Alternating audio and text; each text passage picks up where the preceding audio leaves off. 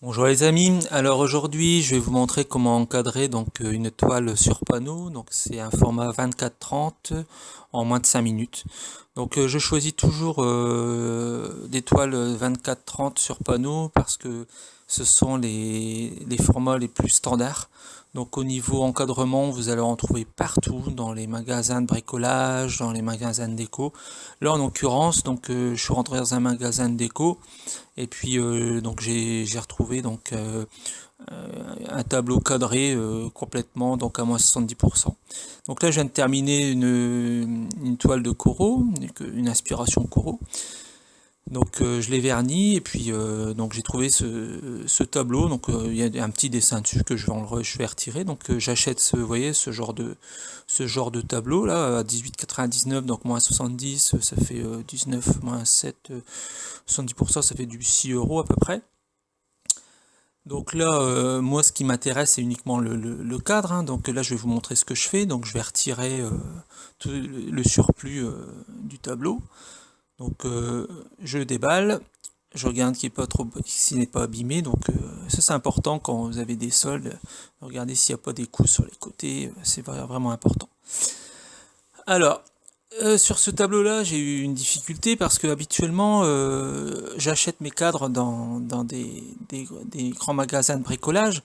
Donc quand je les achète dans le rayon cadres sous verre pour photo. C'est pas des agrafes, là vous voyez ce sont des agrafes, il y en a plusieurs. Et habituellement c'est une petite lamelle métallique très facile à tordre. Donc là j'ai eu plus de difficultés, donc il a fallu quand même un petit peu forcer. Mais comme le carton que vous voyez là, je m'en sers pas ni la vitre, donc je peux l'abîmer. À la limite j'aurais même pu la couper pour l'enlever comme ça. Mais bon, après j'ai ma toile aussi à insérer. Donc je replie simplement les agrafes, j'avais pas envie de les enlever parce qu'après il faut les remettre avec un marteau.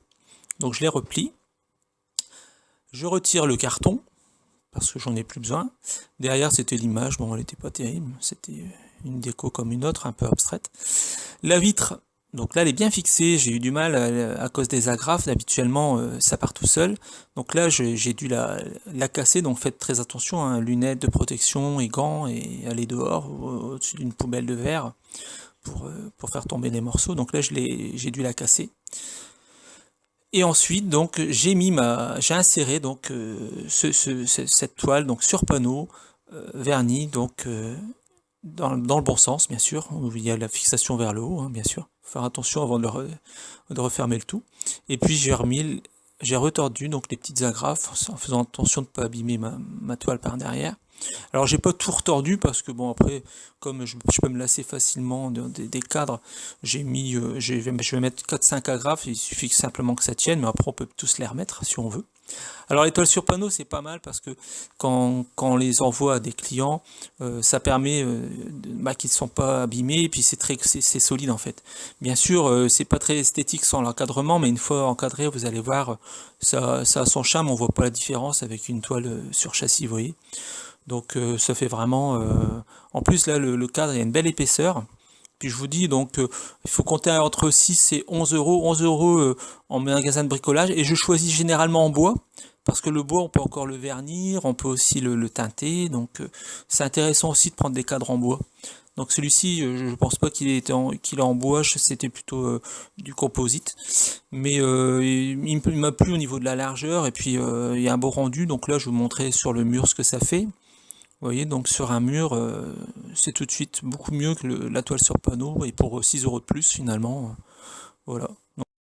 Je vous remercie d'avoir regardé la vidéo jusqu'au bout, et puis si vous avez aimé, vous pouvez liker, le petit pouce vers le haut, et puis si vous n'êtes pas encore abonné, abonnez-vous. Voilà, bonne journée, au revoir.